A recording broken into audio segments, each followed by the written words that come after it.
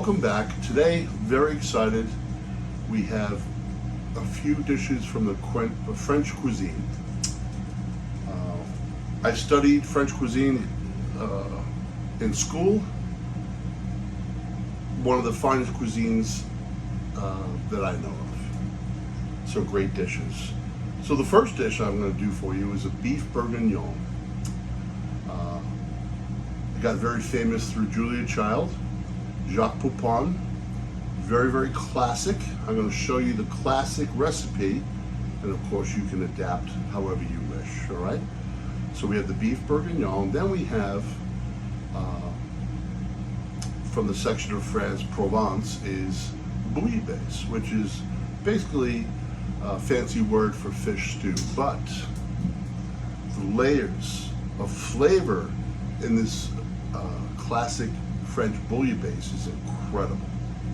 We have fennel, leeks, and I think, if I'm not mistaken, we have over 7 fishes in this Bouillabaisse.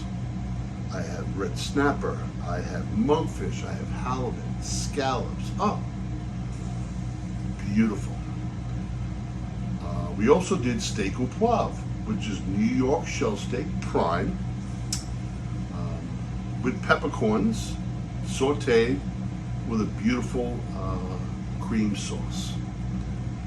You'll be tasting that today, and I'll show you exactly how to do it. Very, very simple.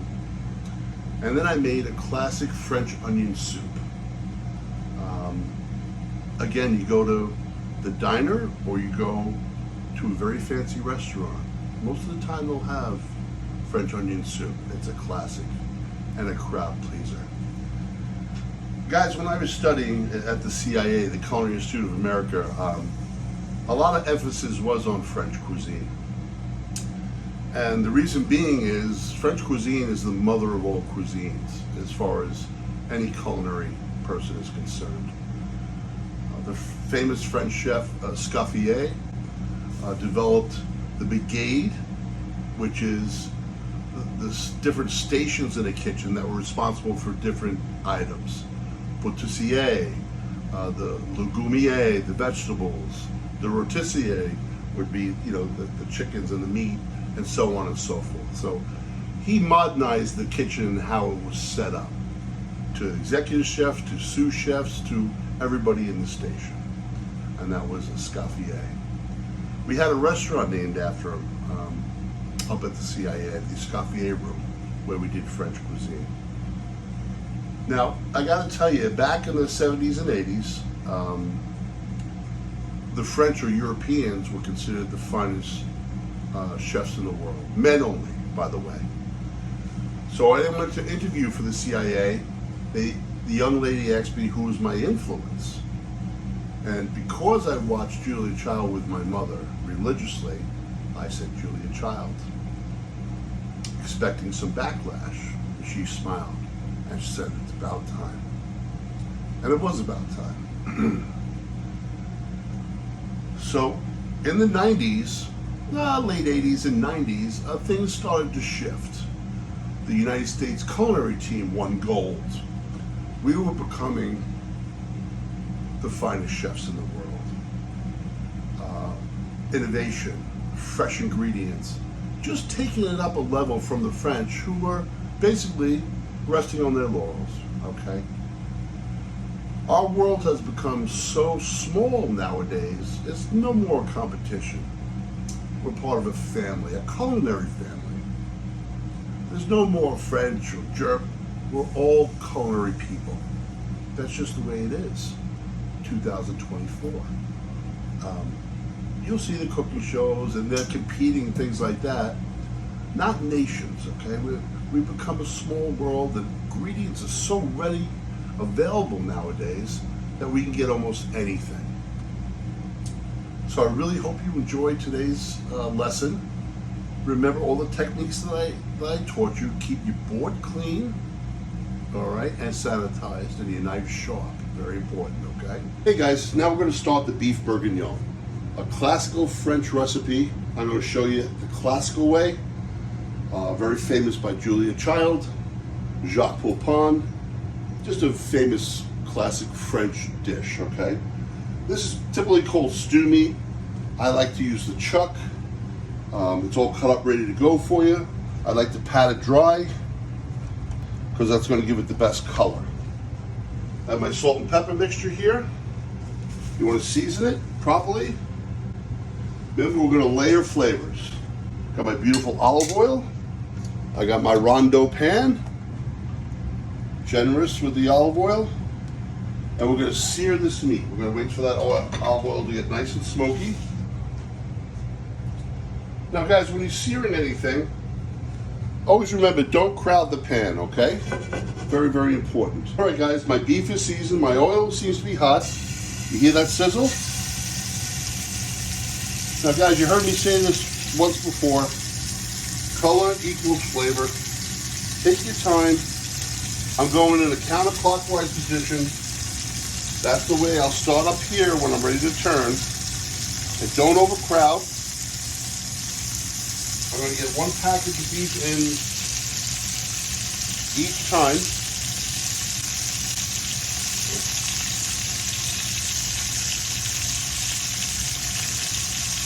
All right. I'm just going to tilt the pot just a touch. Just get the oil all the way around. See that sizzle? Nice. All right. When do you know when to flip? Again, don't touch it. Let it sear beautifully. All right. Remember, counterclockwise, right? So this is the first piece I put in. Look at that color, guys. Yummy. Now I want to talk to you about a little bit about this brown stuff on the bottom of the pot. Another French word, fond, F-O-N-D. That's gold in the culinary world. I mean gold. A lot of flavor, caramelized. All little bits and pieces of meat and fish and poultry, whatever you're searing, of course. Look at that, guys. Nice. Beef bourguignon. All right, so that's one package. While the second batch of beef is browning, I'm going to cut. Now remember, this is classic. This is Julia Child, this is not coupon. You can omit this step. You don't have to use it. I'm going to be cutting what's called bacon lardons. L-A-R-D-O-N-S. Just strips of bacon that are in a beef bourguignon classically. Don't ask me. I'm just doing what they tell me to do. Yeah, it's just another level of flavor. Now this is thick cut bacon.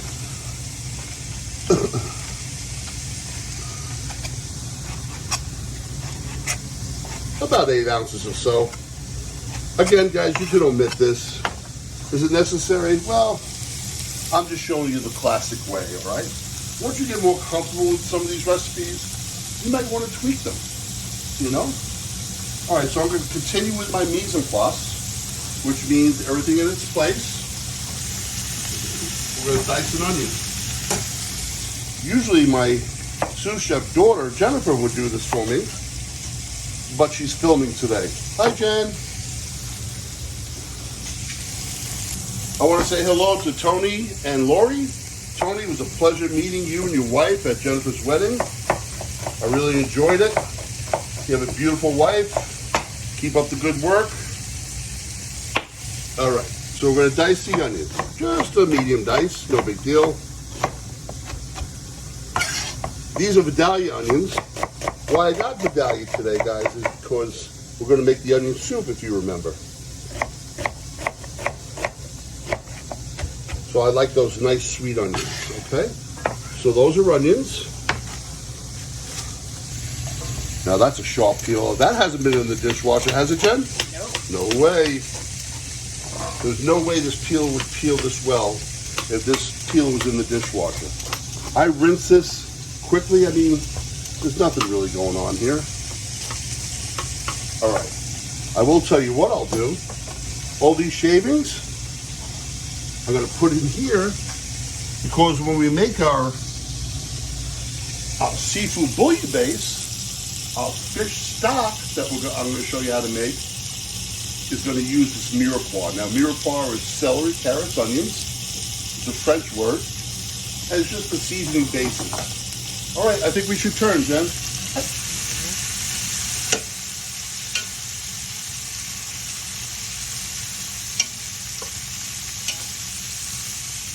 Great color. You see all that brown stuff on the bottom, guys? That is going to be gold. Gold. Look at that. Look at that color. All right. So continuing with my mise en place, getting everything together. Okay, that's a small carrot. I'm showing off. I'm doing 2 at a time. And the ends, why not? That was going to my fish side. Nothing's wasted here. Good flavor in these ends and stalks and celery and all that good stuff, okay? We'll throw that in there.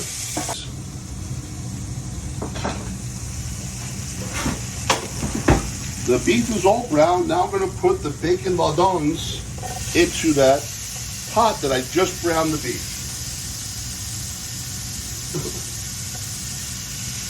Now this is going to do 2 things. You want to cook this fully,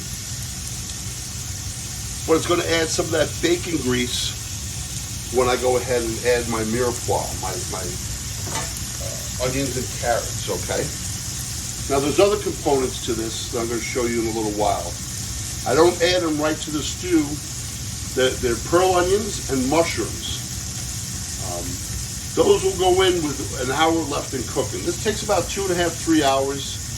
With my heavy-duty Wolf oven, 2.5 hours should be plenty.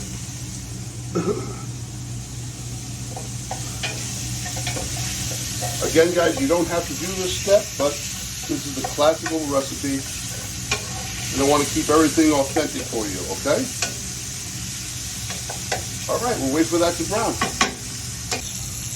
So you can see the bacon lardons are almost there. Here I have a couple of bay leaves, some tomato paste, some chopped thyme, of course the carrots and onions, and about 6 to 8 cloves of garlic chopped. All right? Very good. With the bacon.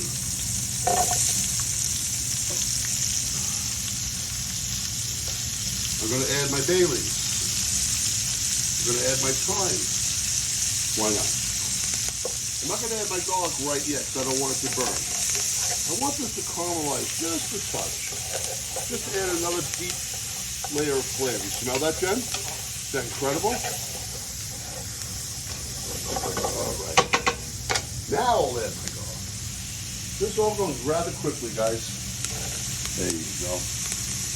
Now tomato paste, why I toast mine, this is going to add another depth, richness of color and flavor. I toast mine just to get that stale flavor out of the paste. I like to toast it. A lot of people don't do it. I just happen to do that. And that paste is going to add flavor, of course, and then depth to the color with the addition of my beautiful beef stock. All right? Now, can you guys see that? Look how beautiful that is. Now what I'd like to do is add a little flour. And what we're doing here, guys, with that bacon grease and stuff, and leftover olive oil, is we're making what's called a roux, which is flour and butter, and it helps thicken. You don't need a lot, because remember, this is going to cook down in your oven for 2.5, 3 hours. Oh, just a little bit. And you want to make sure you cook that flour out. Look at that, guys. Now you see all this stuff on the bottom? See all that? I want you to watch something. All right, I'm going to add the beef. See all those beautiful juices? Make sure you don't miss a beat with that. Oh, nice.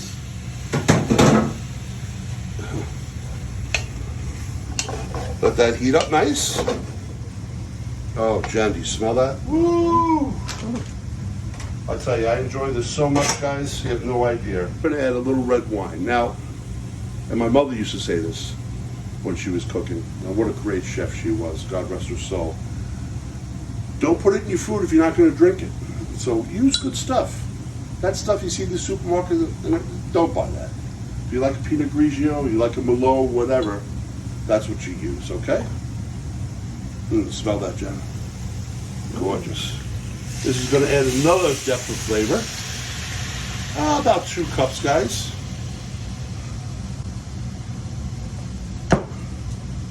Now with that, I'm going to scrape all that black stuff off the bottom of the pot. And that's going to go right into our sauce. See that?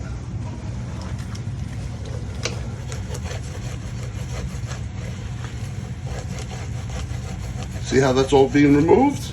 That's all going into your sauce, guys. Look at that. Holy tomoly. The guys had shell steaks for dinner. So I bought a whole shell steak, or New York strip, trimmed it all up. With the trimmings, I made a beautiful beef stock. You guys could use beef bouillon, collagen, whatever. With all these good flavors and stuff, you can't go wrong. But I made the beef stock because I had it. We're also going to use this for the onion soup. Now here we go. You just want to add enough. Look at that, guys. We just added the stock. We let the red wine reduce. Look at the color on that, guys. Is that beautiful?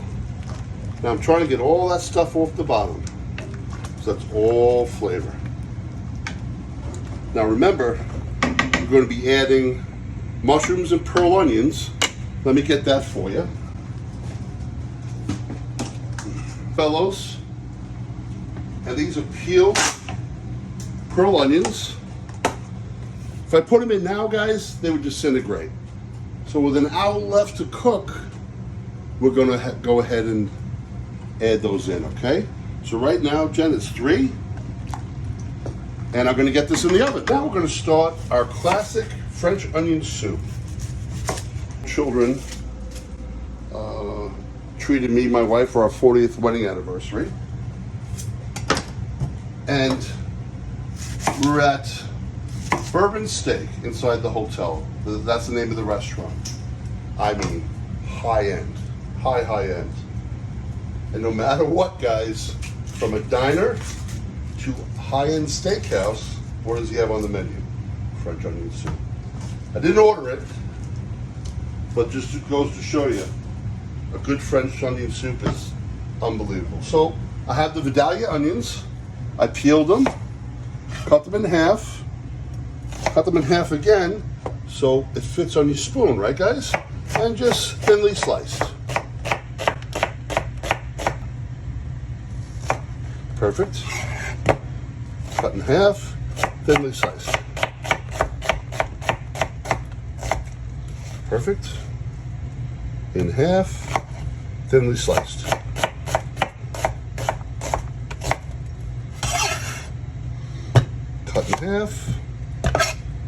Cut in half, thinly sliced. Now normally, I have my sous chef do this for me. You're gonna hear me complain a lot today, guys.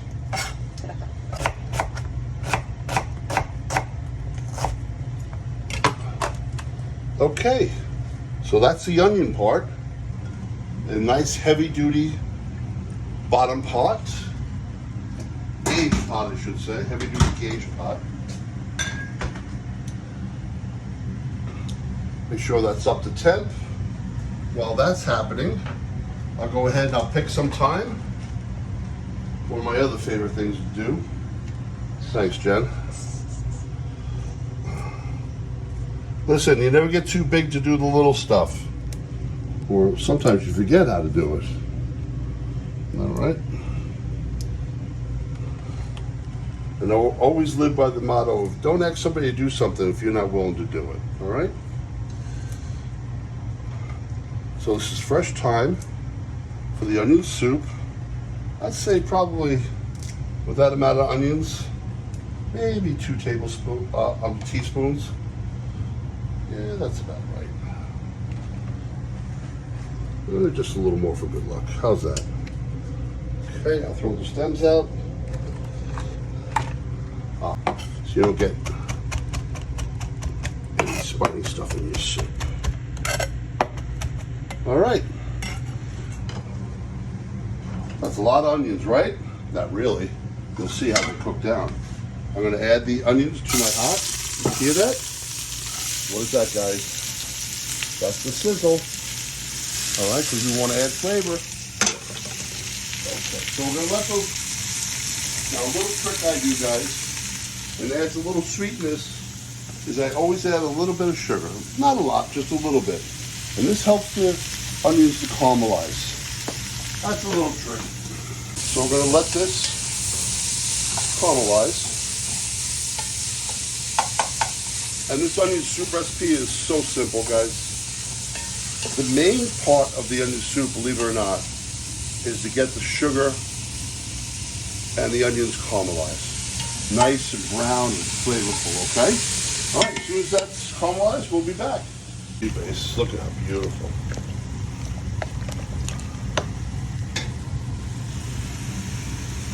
All right, guys. We're about halfway there. I added the bay leaves. Now we're going to add the fresh thyme. Remember, this is the French onion soup. All right, I'll give this a little stir with my wooden spoon. You can see I'm starting to get little bubbles on my broth there, my seafood broth.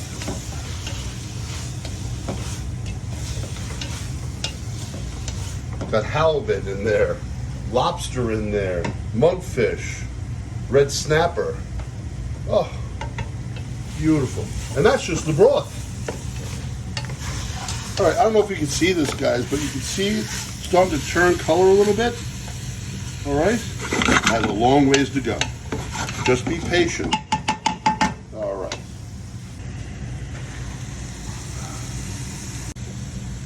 I'll let them caramelize. Nice and quick, nice and slow.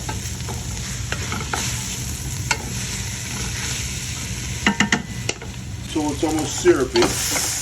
There we go. Guys, look. Look. Oh, Jen, can you smell that? See, it's turning. Should I still get to eat one? We'll see. This takes a little patience, guys, but you're almost there. Guys, the onions are ready. So look at the beautiful color. And you see the beautiful fond on the bottom? We're going to get that up into our soup. A little white wine.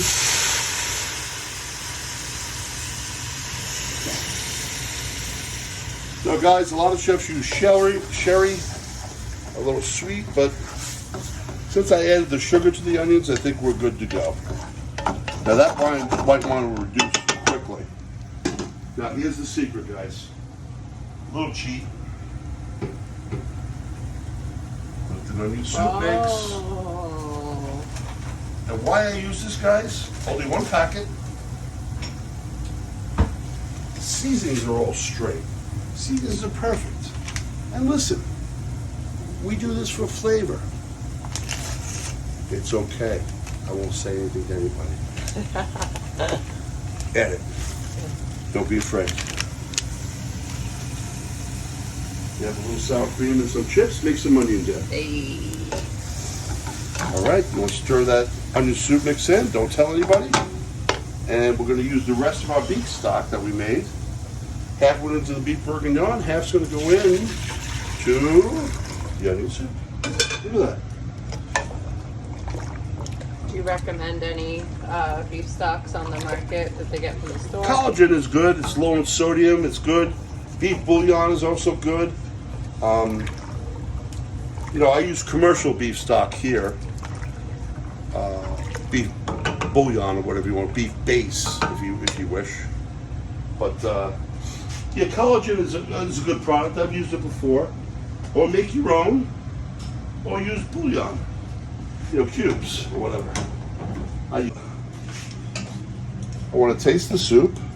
This will approximately be enough to do 4 crocs.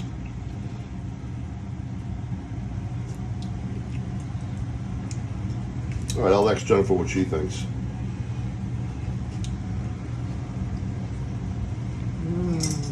But what does it need? Salt. There you go. Yep. But it's so good.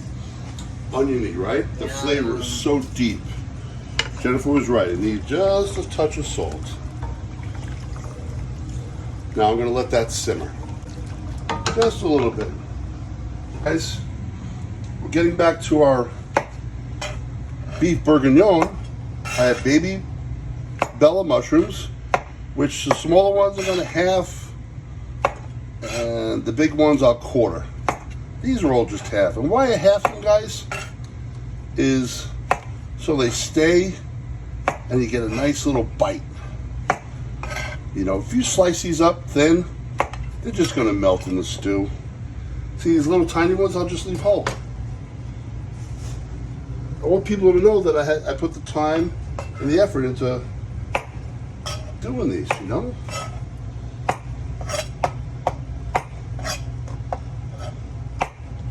What do you think, Jen? That's enough? Oh yeah. Yeah, I love okay. mushrooms though.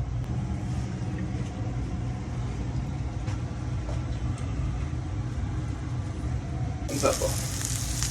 The salt and pepper.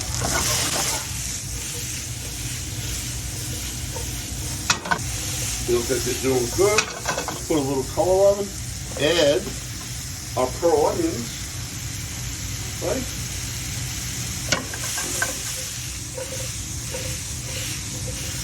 What do you think, John? Give that a little color? Oh yeah. You want to check the beef bourguignon? Yeah.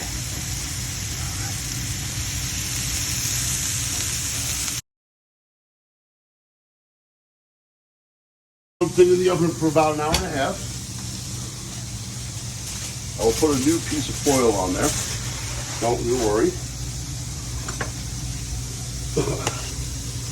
Nice. Nice.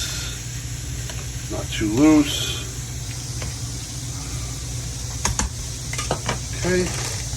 The peas we'll add at the end. Add the mushrooms and the onions. Remember, we added a little color to these.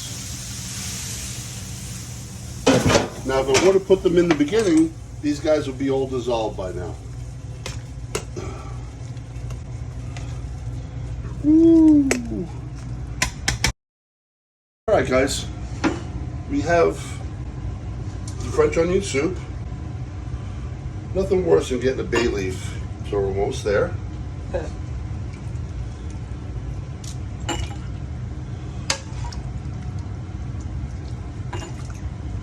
We lay this into oven-proof crocks, they're called. These are called onion soup crocks, believe it or not.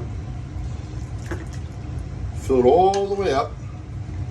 This will help the cheese float. Look at that, Jen. Almost perfect. I toasted these croutons. We float those in. Little olive oil, a little salt and pepper. Oops.